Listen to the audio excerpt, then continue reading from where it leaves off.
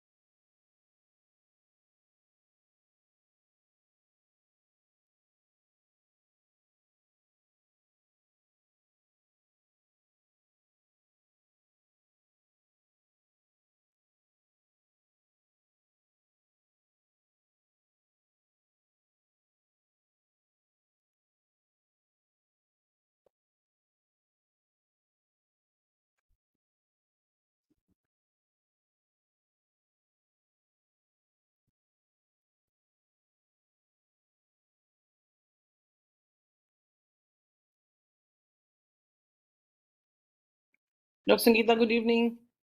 Good evening, ma'am. How are you? Welcome, and thank you for coming and joining us.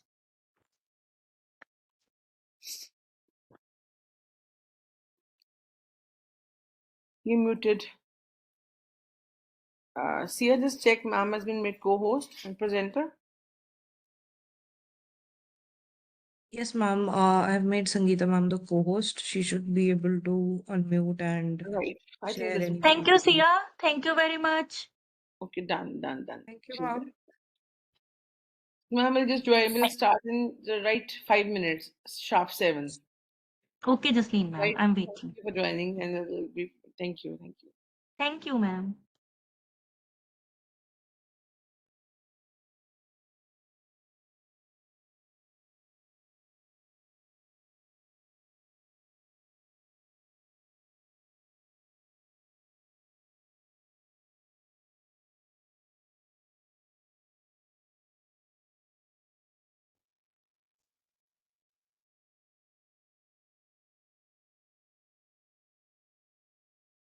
I just switched it off for traveling and it suddenly went off. The battery didn't even last half a second.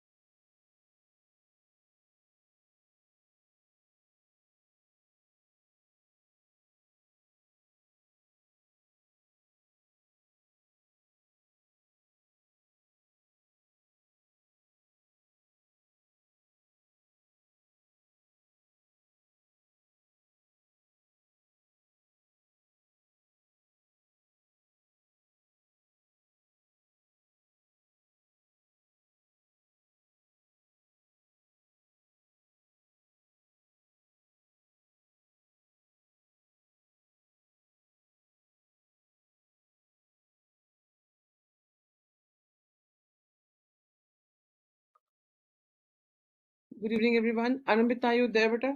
Moderator of the session today for Sangeeta Taak, ma'am? Ji, ma'am. Yes. Right, bacha, right. So, ma'am is already with us. So, we'll begin in just 3 to 4 minutes. I think it's 6:57, so clocks my match in 4 minutes. Right, Sangeeta, ma'am? It's fine. Thank All you. right. Thank you for being patient.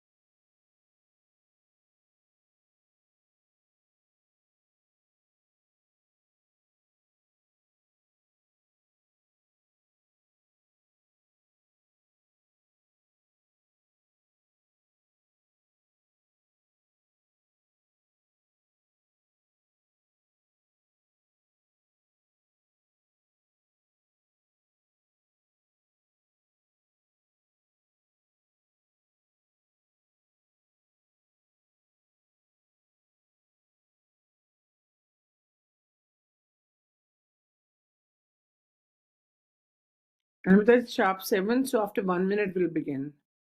Right? Okay, ma'am.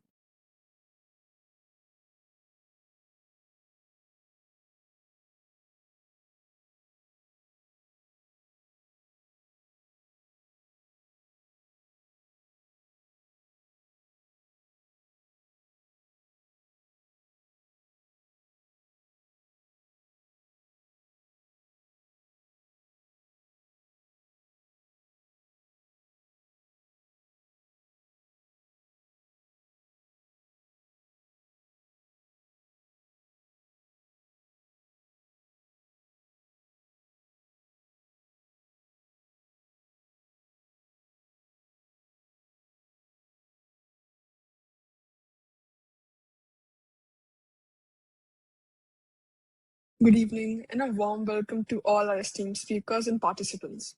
It gives me immense honor to commence the sixth session of this 11-day online faculty development program on developing pedagogical and research skills organized by RGNUL Punjab in collaboration with Law Teachers India. This FTP is a commendable initiative that goes beyond conventional academic discourse. It provides a space where teaching meets innovation and where educators evolve into academic leaders. Today's session is on designing pedagogical patterns, exploring needs and situations. We are honored to have with us Professor Dr. Sangeeta Taak, Assistant Professor of Law at RGNUL Punjab, where she has been serving since 2007. She has to her credit several research papers published in reputed national and international journals, and she has authored a book on international criminal law. Professor Taak has also contributed to e-content for MOOC and EPG Pathshala under the MHRT Government of India, and developed modules for IGNOU and ICRC New Delhi in the field of IHL. Dr. Taak's international exposure includes participation in 1-month summer program on international and comparative law of human rights, organized by IIHT Strasbourg, France, sponsored by ICRC, where she earned a diploma in CIE-DHU program. She has also undergone advanced training in international humanitarian law at Geneva Academy of International Human Rights and Humanitarian Law, in collaboration with ICRC Geneva. Her illustrious academic journey and dedication to the field of international law and human rights make her a truly inspiring figure for this faculty capacity building program. Ma'am, the floor is all yours. Thank you, Sangeeta ma'am, Anumita. good evening. Good Kalpesh evening, sir and I, Jasleen. we are very happy having you as spokesperson.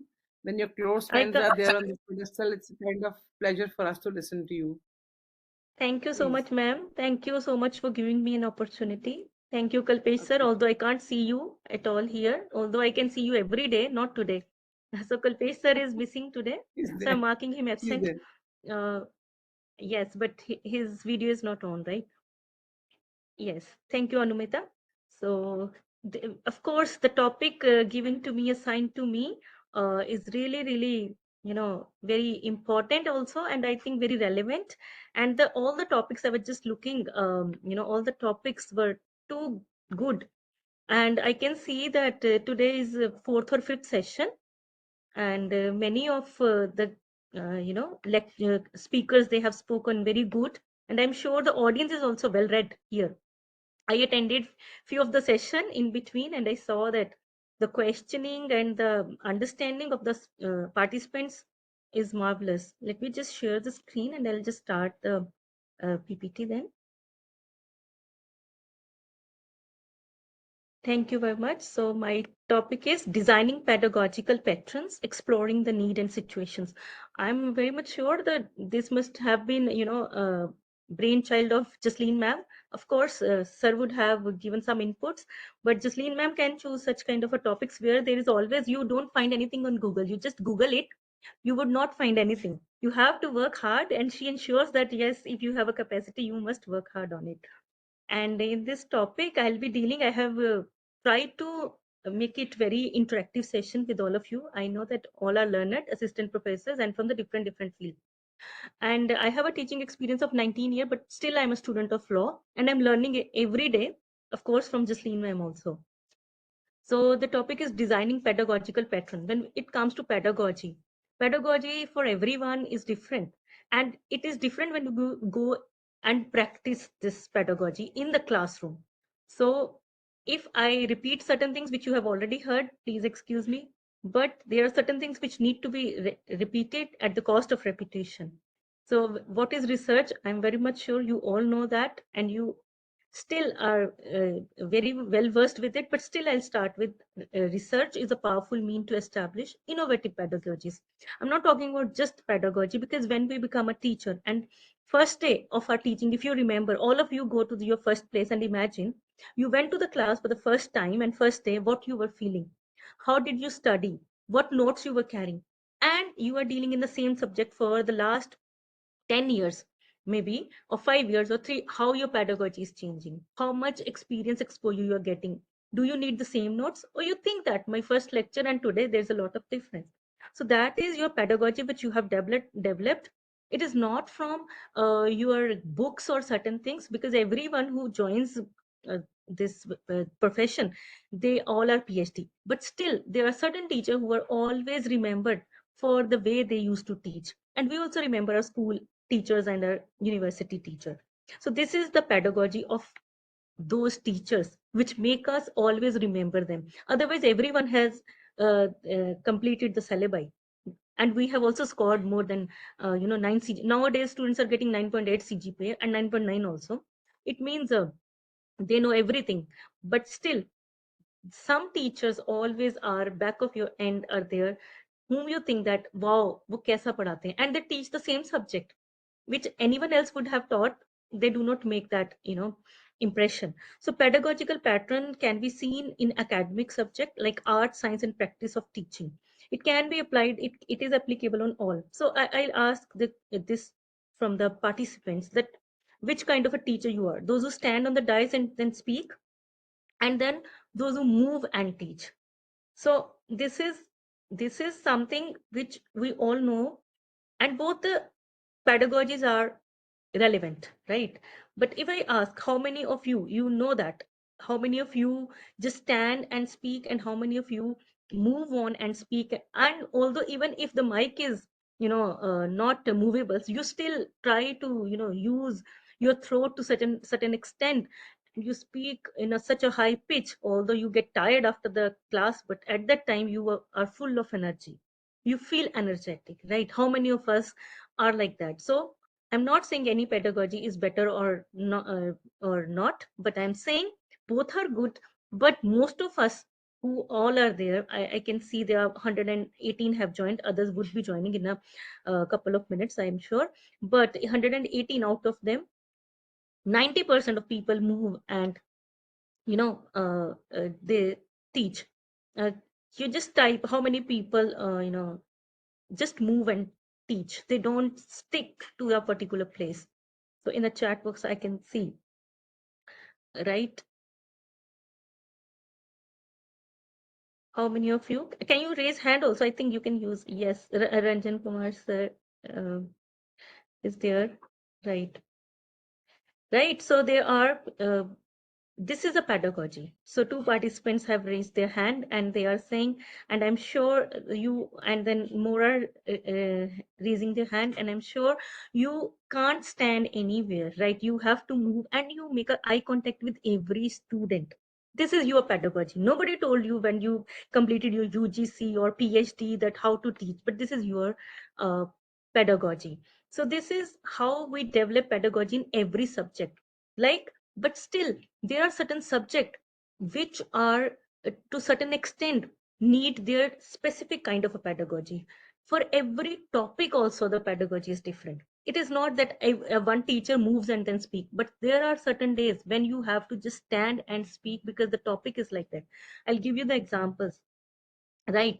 Whenever there is a pedagogy, it must have certain things, and it must have a few I can say features or essentials I have mentioned here. It is applicable in all the kind of whether it is art, whether it's science, or any kind of a thing. We need certain essential, and these are the essential. We must have a solution to a problem. When we enter a class, we enter with a topic, and every topic start with the introduction, and in that there is always a problem. We discuss, and then we literally come to a solution. And if your pedagogy is coming from solution to problem or problem to solution, that makes a teacher, how the student feel it like that. If you're going to a solution to a problem, or you're going from problem to a solution, there are two pedagogies which we choose. And this is how teacher also, it is their choice how they want to go. Sometimes we make a suspense till the end, and then we tell them at the end. And certain teachers, they start with the solution, and then they come to the problem, that this was the problem in the earlier days, and now it has, now this is the solution. So this depends, and I'm sure many of you are also coming from problem to solution instead of solution to a problem. I'm very much sure. But then there is another feature which talk about pedagogical pattern are used to document and share best practices of teaching. So what are our best practices? That include not only our subject, that include lot of examples. Sometimes there are certain examples which we make on the basis of like students, how they are responding us. Yes, Yenu sir, आपका charging मिल जाएगा आपको. So, but you have to keep yourself mute. Then when we talk about this patrons, I was talking about patrons. In that case, the most important thing is how we are dealing with the research and the different patterns of research that makes the student to understand the thing. Sometimes it also happens with me. Sometimes I believe this is the very easy topic and I need not to go, for example. And the moment I enter and start explaining, the students show me a face that we did not get anything. And it happens with batch wise. So when I teach the last year's batch and this year's batch, there's a difference in their understanding also. Sometimes students, I believe that today's topic is very difficult and students just learn it in one go. Then you're like, okay, I just thought that they will spend 10 minutes on this particular case law, and they said, we understand it. Now you have to manage the time also, you have to manage the student also, and then you poke certain questions also, whether they have reached to that depth, which I thought that they should reach to that particular thing in my particular subject. So let's say if I'm talking about a particular case study of maybe a murder case, whether they have reached to that level where I thought that they should reach with these evidences. So I ask them a question and then I get to know that whether you have got or not. So this is also a pedagogy to understand the students, and students should understand you, right? And then there are certain different kind of researches, like I can see that there are people from science background, people from management, law, non-law, social sciences. So there when legal research, social legal research, and socio-economic research we talk about, and sometimes we find all the three things in one particular topic. But then depends upon what I'm going to teach, what is my subject, what is my syllabi, I will restrict to that, right? I'm sure you must be knowing the difference between syllabi and the curriculum, right? I'm not going to that. But there is a teacher-centered pedagogy. It means when the teacher is authority and they are the primary source of knowledge, and they play a passive role by absorbing information through the lectures or direct instructions. So lectures are given by the teacher. So if I talk about the science people, right, they are dealing with the practical thing. So here what would happen if we put H2O? It would be always water, right? The teacher is telling you, this is the very simple example I'm giving, but I'm saying when they talk about the projects and the teacher only knows what would happen at the end, it is only the teacher centered pedagogy. So there you can't do anything else, because teacher may add some solution, something, and then something would come which teacher knows that, and the student would come to know when they practically do it, right? And it also ensures consistent content delivery. So it means every time I'll put H2 plus O, it would be water all the time. It would not be anything else. It would always be water. So this is a teacher-centered pedagogy, but there is a student-centered pedagogy also, which happens in the cases of social sciences, like in art subject, like in law, legal subject also, when it focuses only on the learner's autonomy and active engagement. So if I'm dealing with a very important case, it need active engagement, because I know that this is not the first time this case has happened, and at the same time I know that this case is not happening for the last time. But in this pedagogy, the result would change all the time, right? So what would happen, like this time I'm telling A has committed a murder and he was given a life imprisonment. But next time same murder case would come and the person would be given death penalty. Third time, next same similar circumstances, murder has happened, but the person would be getting 5 years imprisonment. So the student always say that why in murder case this is different. Then we have to look into the pedagogy, like look into the facts and then look into the situation, that in the first case it was intentional murder, cold-blooded murder, and then now it is just an accident. Although murder has happened, but without any intention. So this is how we get to know. But this is not like a science student. Science student say that every time H2 plus O is water, which is not basically happens in the subjects like social sciences, like in sociology also. We say that society changes with the change, right? And the law also changes with the change of society. So law and sociology is interconnected, and that's why me and Jasleen ma'am are, I think, friends since last birth. This time we just met in 2001. So it is almost 24-25 years we are together. So when we talk about this, we say that law changes with the change of society. If we go back and we talk about how our forefathers, they think about the problem, or the transgenders having our friend, you just go back and then think. And today I think we all have such kind of a friend, and we don't discriminate them and we don't judge them, and this is how the society has changed, and this is how the law is also changed. So law is very nowadays accommodative, and now we can see transgender as judges, as IAS officer, and then we see them and we appreciate them. This is also, this is a shift, and this with this our pedagogy also changes with the change of the society. And this is a student centered pedagogy which keep on changing in this, in certain subjects, and there are certain pedagogies which would never change. If you are teaching 10 years back or 100 years back H2 plus O is water, you will teach next 100 year also the same thing, right? Then come the collaborative pedagogy. In collaborative, the student work together in group to solve a problem or complete task.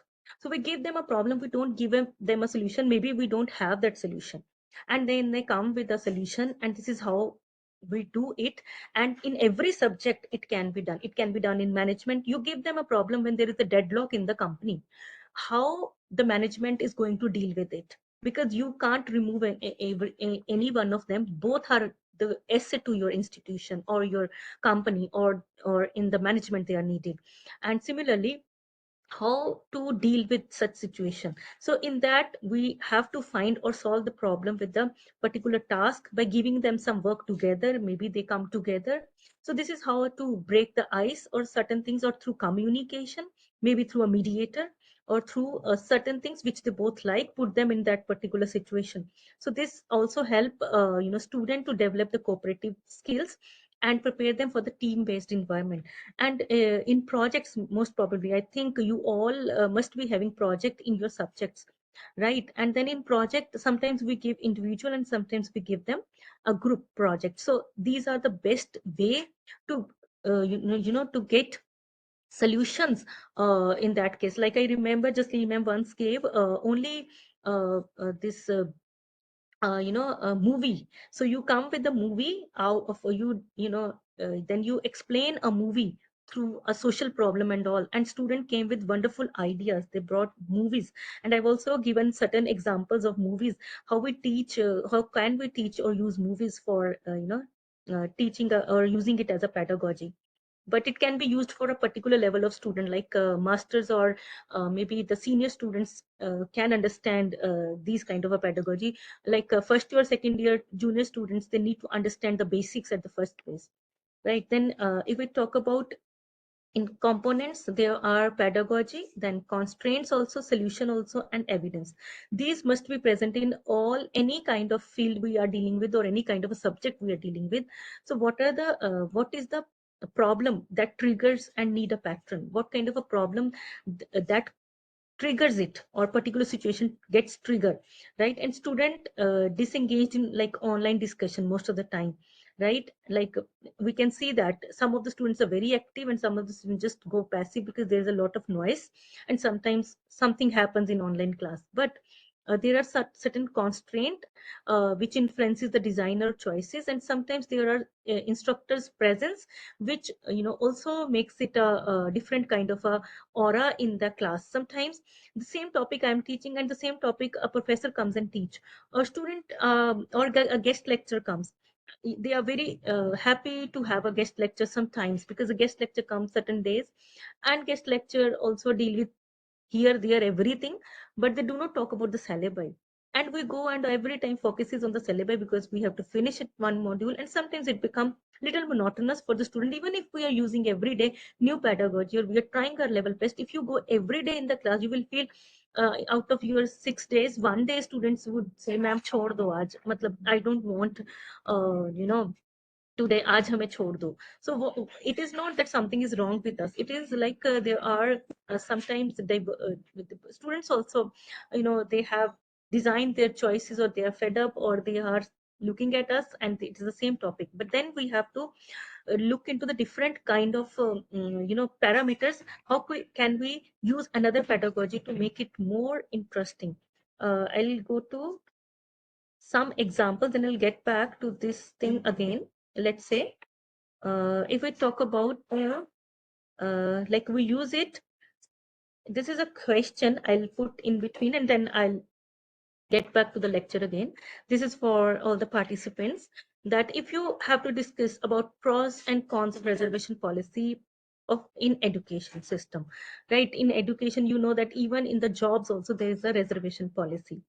And now in your class they are both student, general category also, reserved category also, and you want them to discuss on this issue, and they already have their back of their mind some kind of a decision, like they already have made up their mind that we don't like reservation or we like the reservation. And you are a teacher and you have been assigned with this topic to discuss how you would balance it. This is your beauty. And how would you make both understand the pros and cons of reservation in the same class to everyone in the same pattern? Because when the question would come on this in the question paper, they all should write a balanced view. They should not be writing their personal view, what they are staunch believer of. So can anyone intervene and then speak, like, what do you think?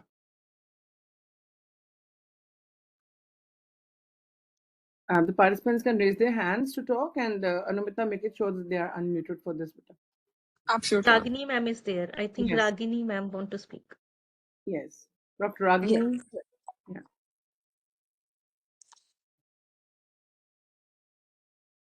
If a situation arises, then definitely we will first discuss about what is the conditions in which these provisions has been introduced, and what is the necessity today also to continue with those provision. That is what we have to talk about first, and then the social and economic background at the particular time and relevance of it in contemporary era. With that only I will start. Means that is my style. Thank you, That's ma'am.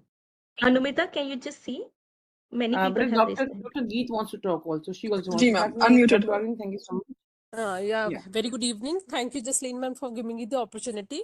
I think as a teacher, I would discuss the pros and cons first, and then make a group.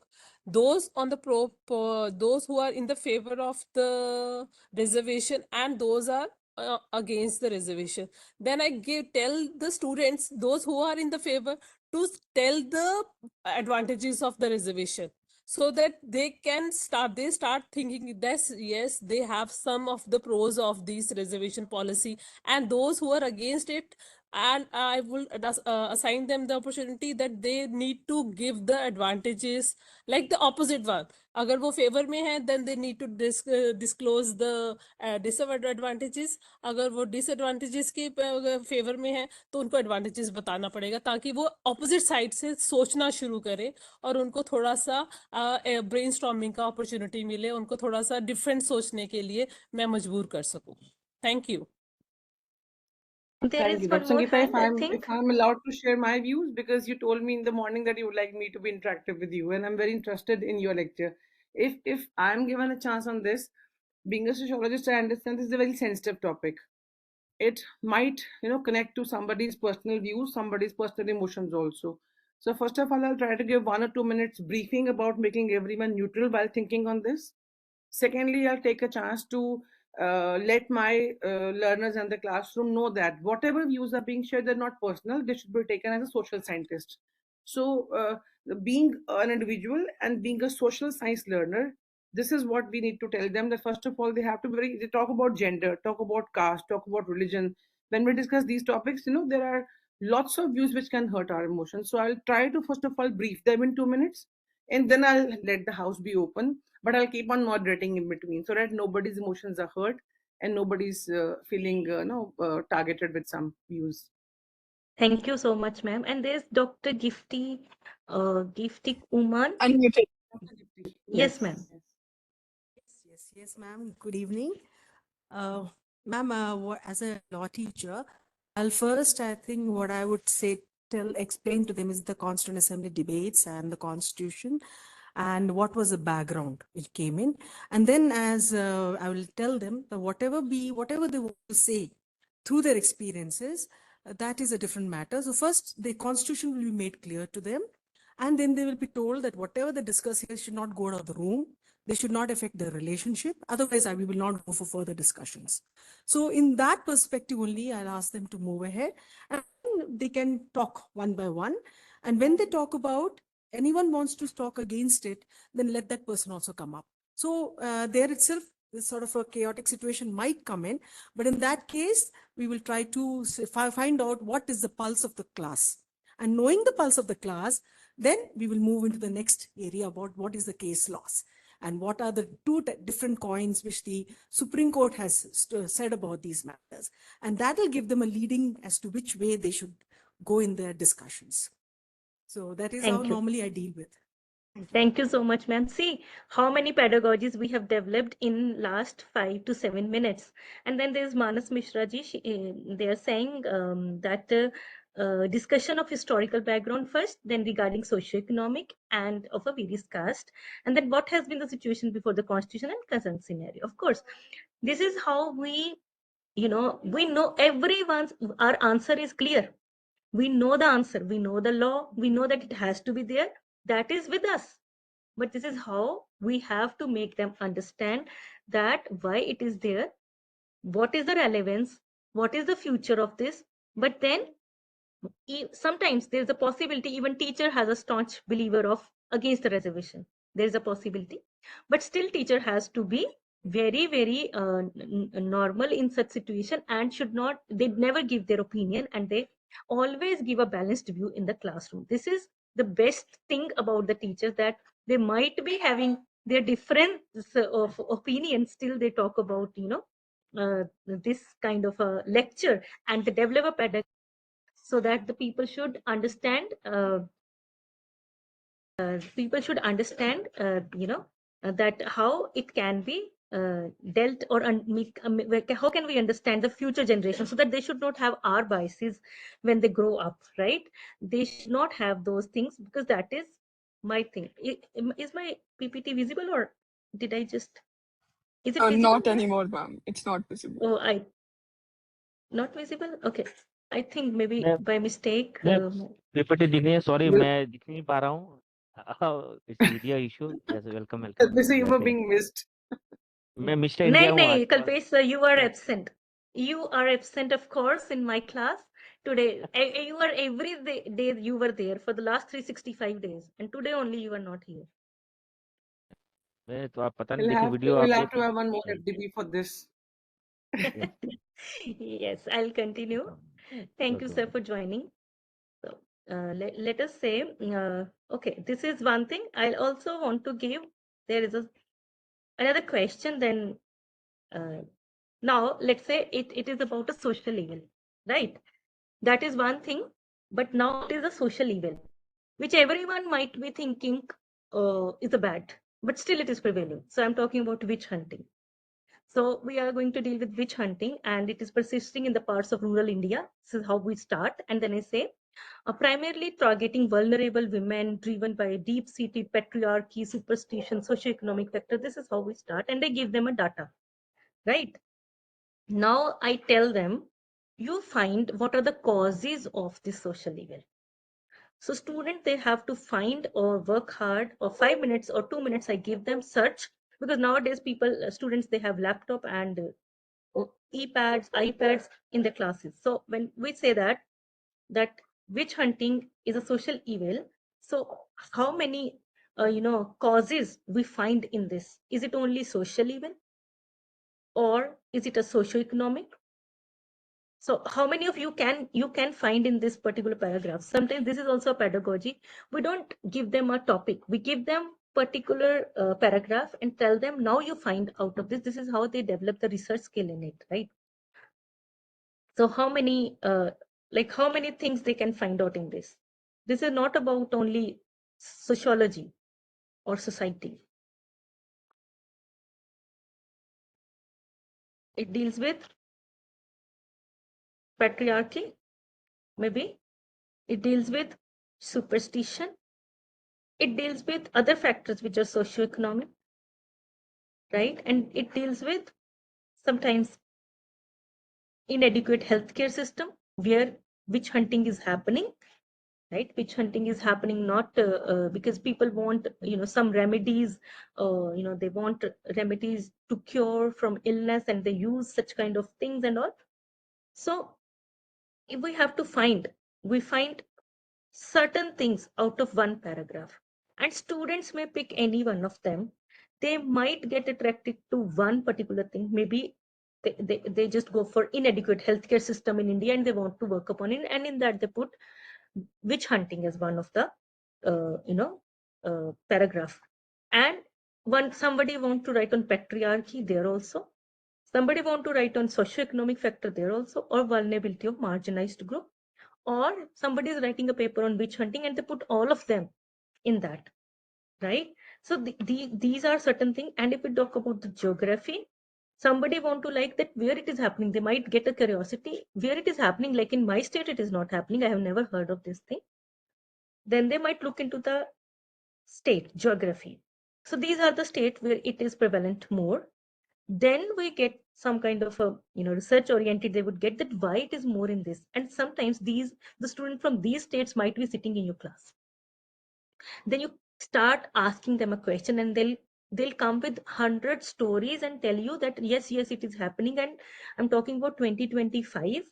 You talk to a student who is very modern and from these places, and they will tell you so many stories which are happening at their places during this time in the modern era when we talk about the AI thing. And they also believe sometimes. They themselves believe, because they say that when I go to my home, then I don't put my hair open and then wet and then go out. It is only in the college, ma'am, I do it, right? Then you come to know that, okay, inside we are the same. From the cultural side background, we are believing in the same cultural values which our forefather, for parents, they were believing. But when we go to the society, then we change, right? It means they believe when I'm in Punjab studying in National University, witch hunting will not be done. But when I go back to my Jharkhand state, yes, there's a problem, so I will live like that.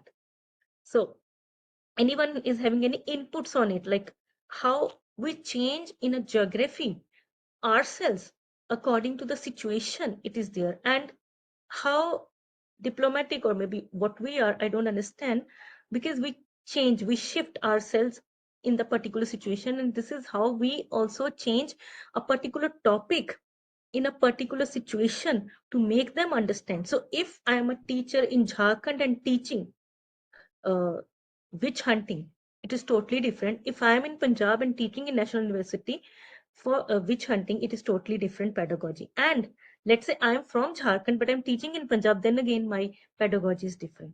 So so you see, the problem remains the same, but the way we talk, the way we deal is different. Either I should not be believing, but people believe in those cures, although they might not be taking, but they say that ma'am aisa hota hai. You might have heard this, right? Jasleen ma'am, you want to say on this? I'm sure uh, she's also doing this. I can see so many um messages here. Gender issue also, yes, Seema Gupta ma'am, very right. Gender issue in this. So how is it happening that we change in a particular situation and we're teaching the same subject? Pedagogy of a social evil changes in Punjab and pedagogy of social evil changes in Jharkhand. It is different, right? Even Kalpesh sir might have heard of this social evil. I don't know whether it is in Gujarat or not, because I did not see the data in NCRB. Sorry for interrupt. Like maybe in there are outskirts. For example, South Gujarat region, some of the far-flung areas, districts, tribal area. So I have heard it's a particular point of time. Over to. So this is again a point of research that in tribal, all these places we have tribal people. Yes, of course, yes, you are absolutely right. And when we deal with this in Punjab, we don't have tribal people. We don't have tribes. So that is also one area of research to find out why it is only with the tribal people. Maybe education, maybe there are other reasons.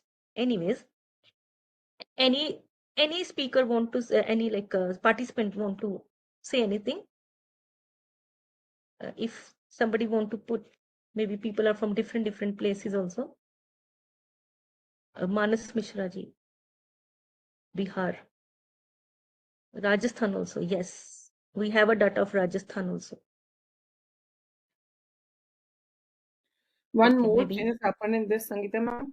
I think you're sure about this because law people are very accurate on these nature change of criminology and criminality. In this case, the intensity and the acuticity of the witch hunting process has quite reduced. People have come under a carb now. People have come under a cover now. They do it. It happens in rural areas and tribal areas also. But it is not happening in that extreme level as used to be because now some or the other people in particular zone are quite active in the terms of personal rights, personal liberty and dignity, and human rights. So it's happening, but it's one change is there. That is why it's not being reported. It's happening in a blanketed format. This is one change which has occurred in this particular social review. Like I think Pradhan sir want to say Yeah. something, and I think Odisha somebody said yes, yes, in Odisha it is there nowadays. Yes, we have an act culpation, but that act is not having any effect at all, and states they have made their act actually, and this is not a crime under IPC this new laws as well, Bharati Nyaya Samhita, and that in that also they did not address this issue. Yes, can you unmute Pradhan sir? Yes, ma'am. Is there? Done, ma'am. Yes. Good evening, ma'am. This is actually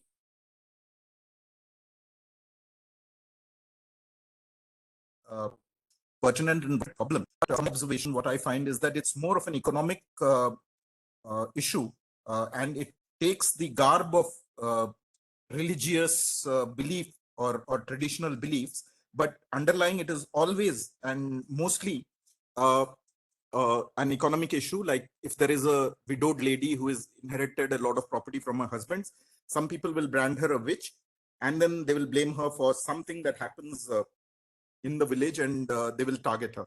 But ultimately, it it it brings its sort of from some underlying primal religious fears and fear of demons that existed, but it is motivated always, almost always, that I have observed, by economic reasons. Thank you.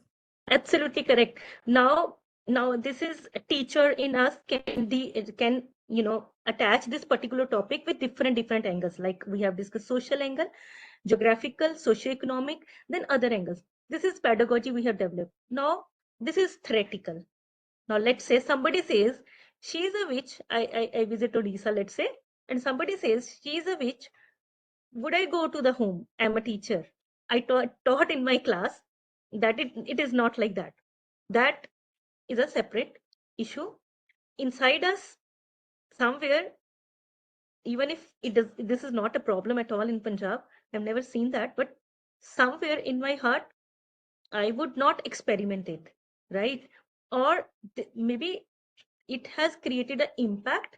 I don't want to go and check for results. Let's do what happens. Like, so this is again a concept when we teach a student and student is from that place, and that student may believe us or not, may write in the answer book like I have taught, but may not be practicing it the way I have taught. So that is again a pedagogy for theoretical thing.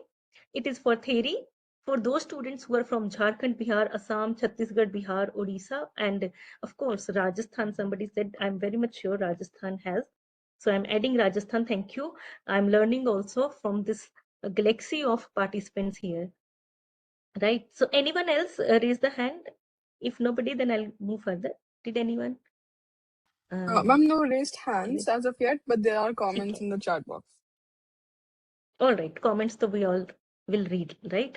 So then let's say if I talk about the legal framework for this particular thing, I can take that pedagogy, that what are the laws there, lack of implementation and all that.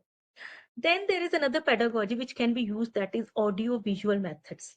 Like in that we use movies also. And I think one pedagogy which Kalpesh sir always use, this going for a new ideas and all, right? What you call this? You call it, क्या कहते हैं उसको? Startups, Startup, right? startup. Startups, Startups, yeah. right? Startups. This is audio visual method where we show certain clippings. This happens basically, now that I've given very simple example, I use this for my humanitarian law class, for the laws of the war class. So in that we show the clipping and tell them, ask the student, you tell me where the violation has happened. Like in the movies we watch, like recent movies, like in which like he said dil mange more and all, I use the small clippings and all. And then we talk about what are the rules of laws of war, and then where the precaution happened. This is how we teach, but it is for the senior student. So here I'm giving very simple ordinary case where in a Sholay movie there is a crime scene which is shown to them, in which there is a train going and then attacked by dacoits. And then Sanjeev Khanna, Amitabh Bachchan, and Dharmendra. I use this because I thought everyone must have watched this movie. And then Sanjay Kumar is a police inspector, and he's taking Amitabh Bachchan and Dharmendra from the place of arrest into the police station, right? And then we tell them this clip goes for 10-12 minutes, and then we ask the student to analyze how this offense would entail on various stages of investigation, right? And then which all acts would be applicable: Arms Act, Railways Act, recording of statement witness, collection of witness, panchanamas, how to make panchanama. You make a panchanama on the basis of the conversation happening here between the police officer and the dacoits, because it's helping them, to work for him. He picked them up from the jail, those who are already offenders, and taking a risk to kill somebody else or to take a revenge on behalf of him. So we'll just talk about the laws available, the morality, the ethical issue, and what is your personal observation, how it should be done. So this is one pedagogy of audio visual which is done, and maybe many of us might have been giving examples in the class, uh, right? Kalpesh sir, you have conducted, yes, law on film also, right? And then there is a when we talk about this audio visual, it makes or gives the impact. They become so much observant. Sometimes they say, ma'am, please play the clip again.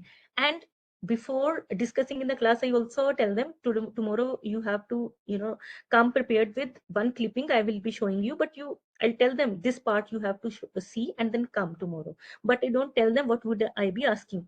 You just absorb the whole incident.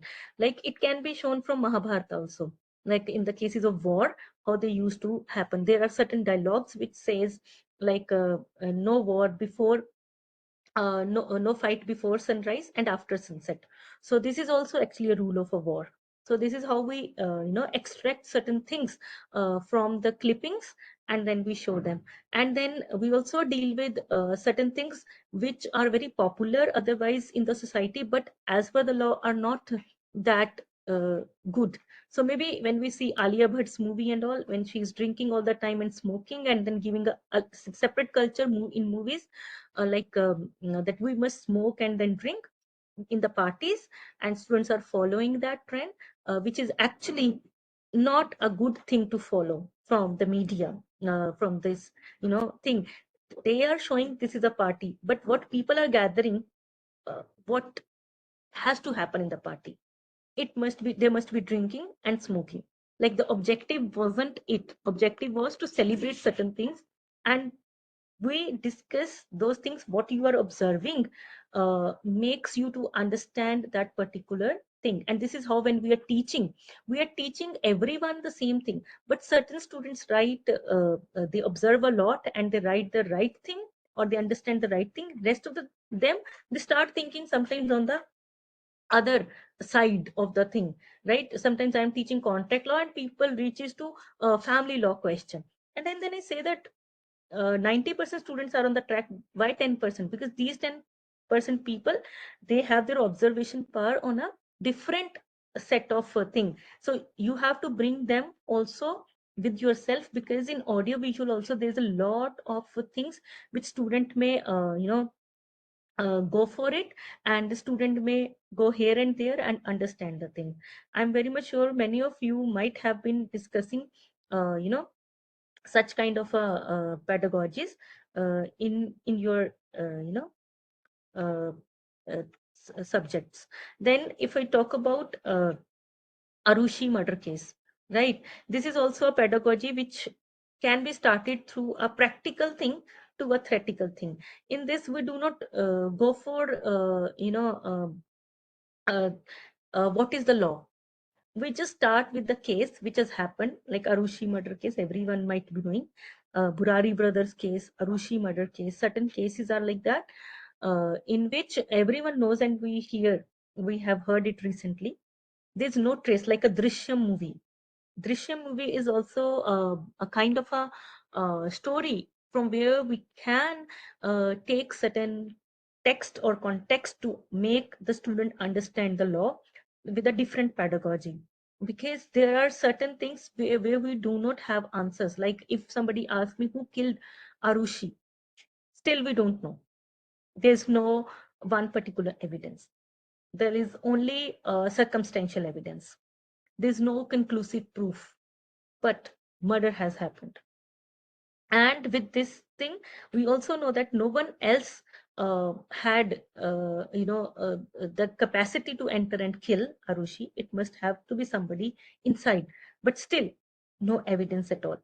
After having forensic science, after having narco analysis test, and after having so many things, we can't say that who killed Arushi, right? So in Arushi murder case, we start with there is a murder that happened, and now you have to find who has killed. Now the student would start, because the day Arushi's murder happened, the next day media has already tried, media has given the conclusive decision that yes, it has happened, it has been done by the parents. So that it means there are certain cases which are trial is already happened by the media, and court trial would end up in 5 to 6 years, but media has given a decision on the very next day. So these kind of pedagogies must have to be developed in those cases where we, although we do not know till today who killed Arushi, but at the same time, media has already made some people as culprit, and they have lived during that phase in a very difficult time uh, to prove that we did not do. And if you read the judgment, they have said that people would say something, but we have it doesn't make us to feel that way. We know that we have lost something, and we have to live with that. So but still the court has given them punishment, because no other person was there was a exclusive principle was applied, like since there is no one else could have been there, so you are responsible for that. This is a very difficult kind of a pedagogy. So let's say we are training teachers, we are sorry, not teachers, we are training those students who would be judges tomorrow. So such kind of a case is always a challenge before them and for us, how to make them understand, because there are 100 questions which are unanswered, and there are n number of questions which teacher cannot give reply to. So then we have to stop somewhere. Although our pedagogy is clear, our knowledge is fine, but this is again a single topic upon which we have to end after a particular period of time, 50 minutes, 60 minutes, and then we have to end it. We can't continue. This is also a pedagogy. We can't continue the same topic for a longer period of time, right? So next day also, let's say we start thinking about Arushi, next day also, because that for certain people it would just hit their head and they will keep thinking about that, right? Like Manas Mishra ji, you have mentioned it. Can you just unmute and speak? Yes, this is also very important.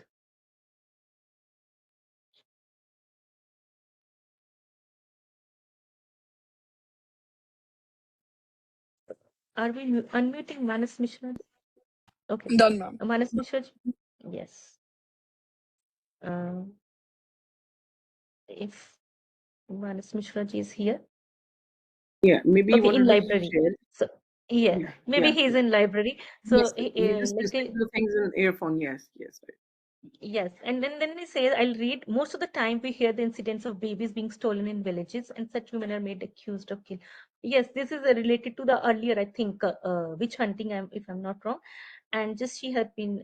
Yes, this is related to witch hunting. I thought it is. Yes. So when we think about a topic and we start, introducing a topic, it is a challenge for every teacher how to make them understand, because understanding yourself for your marks at one point of a time, ha- right? That is totally different. And making 100 people understand what I am thinking and what you should think is different challenge. You can imagine how proud a teacher should be that we are dealing with, like parents deal with their one a kid, and they are, at the end of the day they are like, we can't handle them, and imagine we are handling how many of them. So, and we make them understand one topic, everyone in the same way, through a pedagogy, right? Otherwise, if we start just, if we give them a topic, they would not come to the same conclusion. We give them a direction, we give them a way to reach to the same conclusion where everyone is reaching, and we end our lecture at the same place, that we are on the same page. So this is such a important things in pedagogy. There is another thing which is happening in all the streams, digital learning tools and pedagogy. Nowadays we have open educational resources, then we have blogs, podcasts, etc., from where in just few minutes in podcast, uh, we just understand that uh, what is a problem, what is the reason, and then there are certain expert, they just tell us everything about one particular thing in podcast. Nowadays, I think so many podcasts are happening on various issues, and one of them very popular is the Times Group ka, jo hai Times India ka, right? And then flipped learning designs, digital storytelling, then creating portfolio, blended learning designs, challenges in using digital tools. These are ethics and digital learning. So we have to crack somebody's password, and then we say that it is ethical use of like I'm doing it because there is a good in it. So ethical learning of cracking someone's password, and and unethical for looting a person or taking his or her money out of that. So I have a lecture till 8 p.m., right? Hannah, Jasleen ma'am? Yes, ma'am. Okay. I'll just go to, I really want to reserve certain time for my for this questionnaires, but I'll just wind up on one thing, that the best pedagogy, I think, after taking class, if a teacher is feeling hungry, I have just come to this conclusion. Only then I feel that class was really, really good. And after finishing my class, if I keep thinking that I could have done better, then I again start working on another pedagogy in the same topic or another topic, so that I can make it better. I'm very much sure most of the teacher, they have the same feeling which I have, because after the end of the lecture, nobody tells us whether it is good or bad. It is only us, we know that whether it was good or bad, because student at the end of the day, they are waiting for the next teacher, but a teacher think about or evaluate himself or herself, uh, you know whether I was good or not. And no one gives a teacher a certificate whether they have taken the best class or the worst class. It is a teacher. And the moment it is over, you see a spark in the eyes of your student, whether I have make them understand. Although topic I have been teaching for the last 20 years, same topic, but today I have taught this topic and make these people understand with a different pedagogy, or the way this generation is can understand this topic. With this, I would like to end and would like to take the questions. And thank you very much, Kalpesh sir and Jasleen ma'am. Thank you so much for giving me this opportunity. Thank you. Thank you. Thank you so much, Dr. Sangeeta Taak. Thank you. It was really a pleasure. I was waiting keenly since morning to listen to you. It has been totally a pleasure. Dr. Seema Gupta, Anumita, and I welcome Dr. Seema Gupta. She's going to be our very respected future session resource person also. So let's have discussion. Anumita, hold on the session, please. Absolutely, ma'am. I have unmuted ma'am as well. And thank you so much, Sangeeta ma'am, for a deeply insightful session. Hello, ma'am. Sangeeta Hello, ma'am. sir. So very good evening to all of you and to all the participants. Sangeeta ma'am, it was a pleasure listening to you firstly. And secondly, I would say that yes, see, when you are developing your pedagogy, for the particular lecture. Yes, you said very rightly that for different topics, we follow different pedagogies. And it is very important that while we were developing the pedagogies after the class, students should start, thinking about the topic. If they have not started thinking about the topic, then again, it means, of course, it will not be conveyed, but we can see it on the face of the students that yes, whether they have understood, whether they are really interested, and whether they are really motivated, and whether they will really go home and will, would like to read something about it. So pedagogy plays a very important role, and I congratulate Sangeeta ma'am for a beautiful interactive session today. Thank you, ma'am. Thank you, sir. Thank you, Seema ma'am. We're having much applause coming from everyone, uncountable appreciations. Thank you, Seema ma'am, for telling. And Seema ma'am, I would like to share with you and other participants also. Often, this year, we didn't get time. I think after a lot of years it happened. We have cooperative classrooms. Anumita, you would experience that soon in your class. Sangeeta ma'am, I, Dr. Brinpreet, Dr. Shweta Dhaliwal, we come together to the classrooms in a group, and we take one topic together, and that is always such a wonderful experience. So that is why I wish Sangeeta ma'am to be there as a resource person. I knew she would do wonderful. Thank you so much. Please, Anumita, go ahead with the if we have risen hands or if we have questions in the chat box. Absolutely, ma'am. Participants are either requested to raise their hands for questions or put their question in the chat box. We'll be moderating the session. Please go ahead.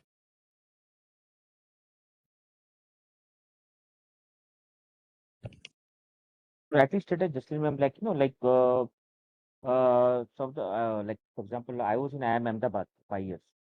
One subject being taught by 3, 4 professors.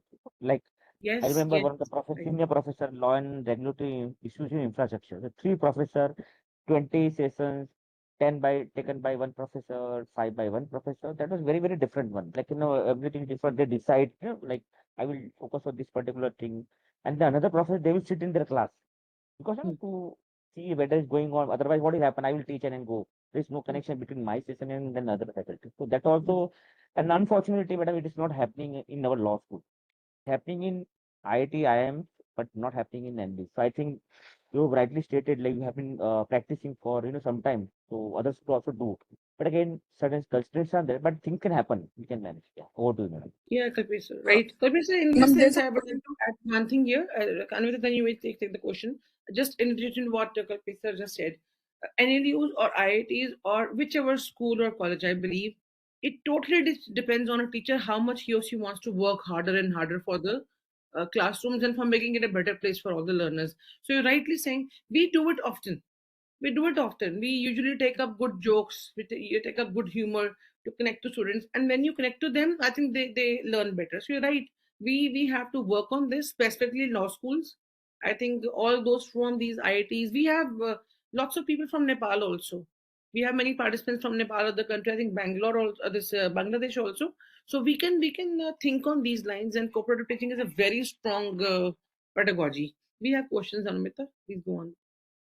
Yes, ma'am. So a question for ma'am in the chat is if she can put insight on flipped classroom and its effectiveness, and also how far brainstorming and mind mapping will be effective pedagogy. I think flipped classroom is workable. Maybe if it is working in your university, wherever you are teaching is good.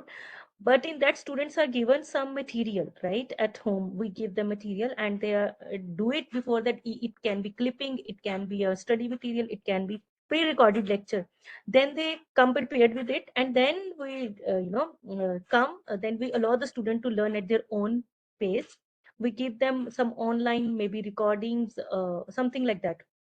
This is pre-work. They do it and then they come back. And during the classroom, in flipped classroom, what they do, they use this to apply their knowledge. And instead of maybe a lecture, A student work on assignments or write 1 page, 2 page, and they show it.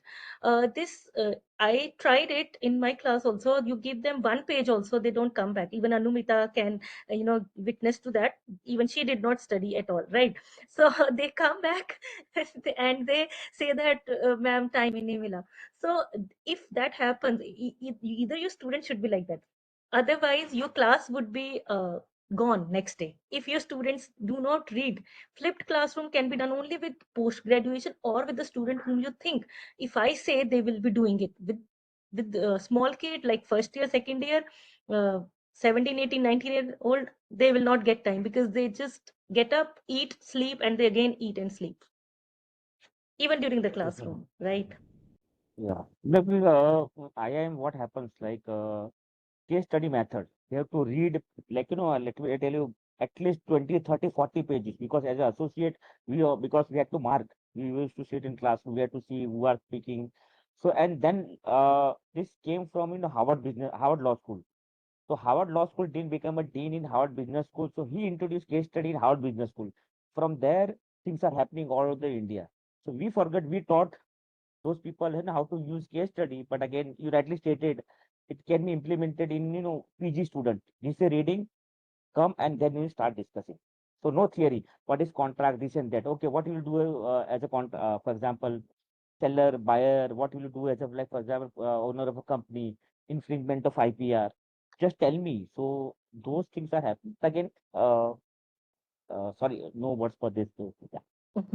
Yes, Again, but how do you when approach our it? student after doing this undergraduation, let's say they go to Yale, Harvard, or Cambridge school, then they read 40 pages before going to the class. Then they read 200 pages, right? But in India, they don't read because if you have not read those pages, you will not get anything because there is only flipped class. And Harvard also, I'll tell you, in Harvard there is no offline class system, right? We reach at 9 a.m. sharp and then start taking classes. Harvard, there is an online culture. So our student and their conditioning is totally uh, different. Sangeeta ma'am, It you're can happen. rightly caught up the wire here.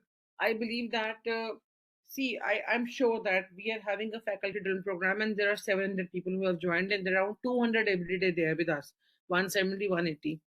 And the very sorry state of affairs is that the youth is badly deviated now. So when we are working hard, not exact because these kids who are there, these students who are there, they are the gems of persons in the university, so they are working all day and night.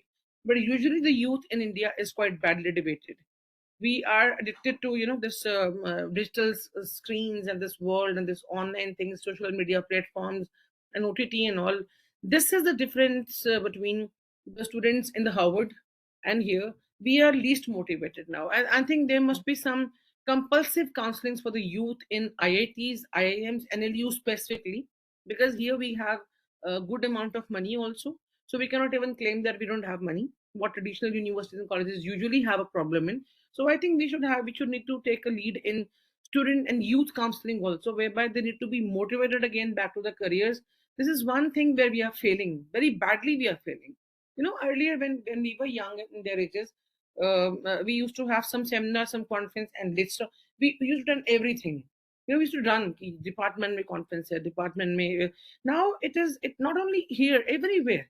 You have to convince them to come in the name of attendance, but there is no self motivation. They don't realize the importance of these things being done for them. So I think we need to work on youth counseling also. It is not our fault we are failing in the education system or academia in India. It is a contributed fault of the youth also. There's a need of compulsive youth counseling and also compulsive parental counseling on the institutional levels. So there are some parents who even don't understand. They have to make their children, they have to make their students or children cooperate with the teachers to learn better or institution to learn better. So I think it's a mix of, it's a partnership between students, the youth, the teachers, and the parents also. We are lacking this way, and I think IIMs, ITs, and as such at NLUs, and there are some many traditional which are very rich. So I think we can spare some funds, some money, and online things are quite reasonable also. We have to work on these things. Otherwise, I fear the Academy of India would be nearly dooming in coming 10, 12 years. It is a contributive thing. We have to work on this also. It was so intriguing section, and it invoked a lot of things. Thank you, Dr. Taak. Thank you so much. Yes, please, Anumita, go ahead. It was not for you, Anumita. You are one of my most favorite intellectual youth. So don't go. Yes, please, go ahead. No, thank you, ma'am. I also thank, on behalf of Rajiv Gandhi National University of Law and Law Teachers India, I extend my heartfelt gratitude to our esteemed speaker, Professor Dr. Sangeeta Taak, for her deeply enriching and thought-provoking session. Ma'am, your insights upon teaching methodologies, what it truly means to be a teacher, and your innovative sessions involving questions was truly, truly very inspiring. Also, a word of appreciation to all conveners and program coordinators, Dr. Jasleen Kevlani and Dr. Kalpesh. Thank you so much for guiding us all throughout. Thank you to our participants as well for their active engagement. And may we all carry forward today's learnings to innovate, inspire, and impact in our space of academia. Thank you so much and have a wonderful evening ahead. Thank you, Anumita. Thank you, all dear participants. See you tomorrow. Thank you so much, everyone. Thank you, Sangeeta ma'am, once again. Thank you, Kalpesh ma'am. sir. Thank you, sir. Thank you. Thank you. Honored.